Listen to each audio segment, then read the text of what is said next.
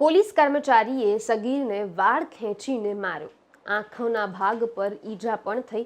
પીએમના કોન્વોયના route પર police rehearsal સમયે એક સાયકલ લઈને પ્રવેશી રહ્યો હતો. શું આખી ઘટના છે એ વિગતવાર વાત કરીશું આ વિડીયો દરમિયાન. નમસ્કાર, હું જાનવી બારોટ, બીબી ન્યૂઝ ગુજરાતમાં આપનું હાર્દિક સ્વાગત કરું છું.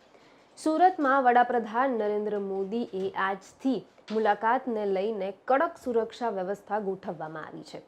આ જ પરિસ્થિતિને ધ્યાનમાં રાખીને ગતરોજ સુરત પોલીસ દ્વારા પીએમના કોન્વોયના રૂટ પર ખાસ રિહર્સલ્સ કરવામાં આવતા હતા. ત્યારે પોલીસના આ રિહર્સલ સમયે એક 17 વર્ષનો સગીર સાયકલ લઈને કોન્વોય રૂટમાં પ્રવેશ કરતા પોલીસ અધિકારી દ્વારા તેને વાડ પકડીને માર મારવામાં આવ્યો. હાલ આ ઘટનાના ફોટોઝ જે છે એ સોશિયલ મીડિયા ઉપર વાયરલ થઈ રહ્યા છે. હવે આ ઘટના માટે જે જવાબદાર પીએસઆઈ હતા એની પાછળ કાર્યવાહી પણ ચાલી રહી છે. એમનું ટ્રાન્સફર પણ થઈ ગયું.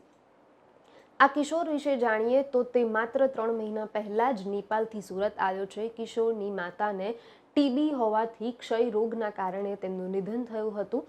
પિતાને બીજા લગ્ન કર્યા હતા, તેથી કિશોર ભણેલો નથી અને શહેરમાં અજાણ્યો હતો, નવો હતો. એટલા માટે પોલીસે ગોઠવેલા સુરક્ષા રૂટ પર પહોંચી ગયો હતો.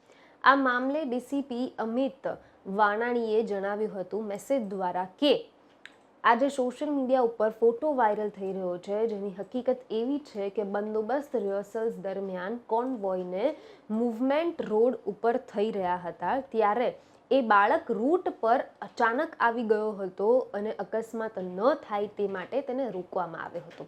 તેને 1 થી 2 વાર ના પણ પાડી, પણ છતાં એ ન સમજી શક્યો અને એ કોન્વોયના રૂટ ઉપર સાયકલ લઈ અને ચાલી ગયો. એના કારણે આ દુઃખદ બનાવ બન્યો છે. પણ આની પાછળ અમે કડક પગલાં લીધા છે, કાર્યવાહી ચાલી રહી છે. ફરીવાર આવું ન થાય એની સાંત્વના પણ આપી. તમારું આ બાબત ઉપર શું કહેવું છે એ પણ અમને કોમેન્ટ કરીને જણાવજો. ત્યાં સુધી મને રજા આપો. નમસ્કાર.